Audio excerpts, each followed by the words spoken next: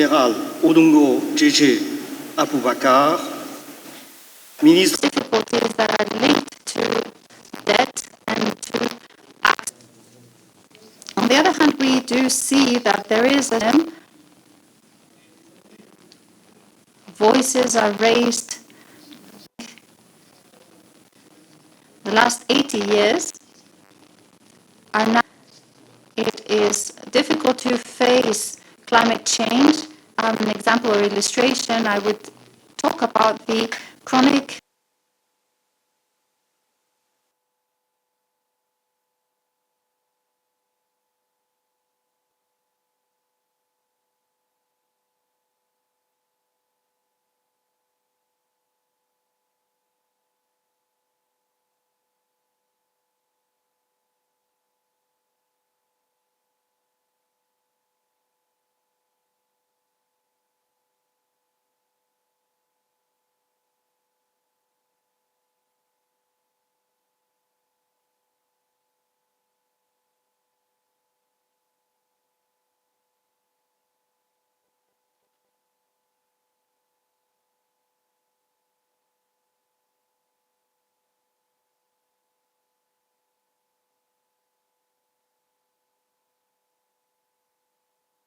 We want to thank you for having honored us with chairing the NAM for this period. Thank you for putting so much trust in us. Now, in these 4.5 million years, we have two categories of problems. Category number one is oppression of man by nature. That's how it all started, where you have natural phenomena like floods, like drought, like a disease, like earthquake, like hunger, oppressing people. However, man, because of the intelligent brain, has been finding solutions along the way. And that's why we here in Uganda, we regard the development of science and technology as the primer of human change. It's not correct for people to mix up issues. I've told you that operation of man, number one, has been operation by nature. Here in Africa, we are still suffering from a bit of that. We get droughts, we get famine sometimes in some of the countries, lack of electricity, disease, we still have those burdens. But we are struggling to control them. Here in Uganda, we are struggling. Now, the second operation is operation of man, by fellow men. This came along when man was beginning to advance. Smaller groups of human beings started trying to control other groups. This is what causes now conflict among the human groups. So therefore, the two conflicts must all be well understood.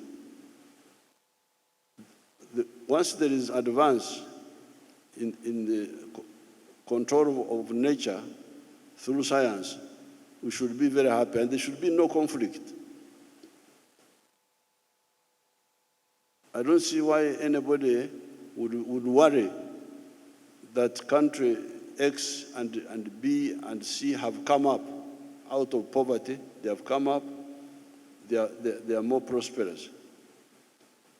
After all, if you want to do business, why do you want to do business with a poor man, a poor partner? How much will he buy from you? Why don't we want all our partners to be prosperous so that we can do better business? Business is production and consumption. If you produce, and nobody buys, there will be no business. So it is very important for all of us to understand this dynamic of business has two sides, production and consumption. In Europe, when there was changes in Europe, after Adam Smith helped Europe to understand the efficiency of the private sector, in his book of 1776, The Source of the Wealth of Nations, there was rapid growth of industries, but consumption remained stagnant. And in 1929, the capitalist system collapsed. Why? Demand. You cannot talk of business if you don't talk of the purchasing power of all your partners. If you look at the GDP of Africa now, I think it is like maybe 4 trillion now, but this is too small. If the GDP per capita of Africa was about 20,000, given that we are now 1.5 billion people here in Africa, you'd be talking of a GDP of 30 trillion. Why should Africa have a GDP of about 4 trillion now, when we are 1.5 billion? If the GDP per capita went to about 20,000, you can see, I think we would go to about 30 trillion. If it goes to 25,000, we would go maybe to 45 trillion. And our partners would benefit because we would buy more from them. So therefore, I salute the non-aligned movement. Our elders who started it did us a great service because they achieved a number of things. Number one, neutrality. At that time, there was a conflict between the socialist camp and the capitalist camp. And our elders said, no, for us we want to be neutral. We don't want to take sides. We want to judge issues on merit.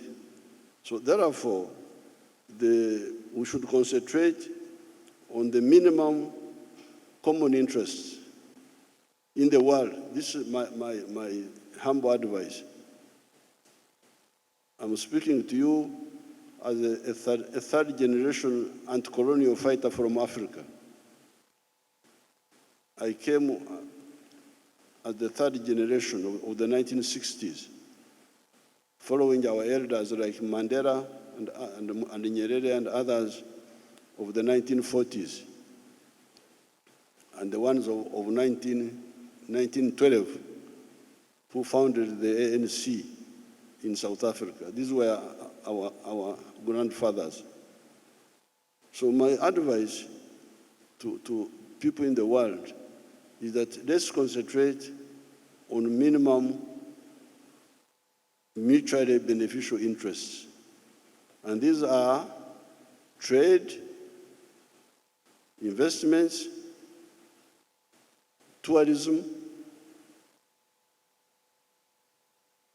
and mutual support in any other area. Then where we don't agree, where we have got divergences, those are internal issues.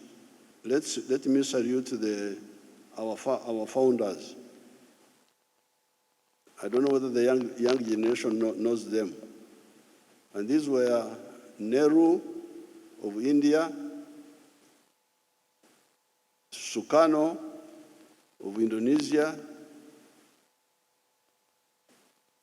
Tito of Yugoslavia, Nasser of Egypt, Zhou Enlai of China was there in that meeting in Bandung.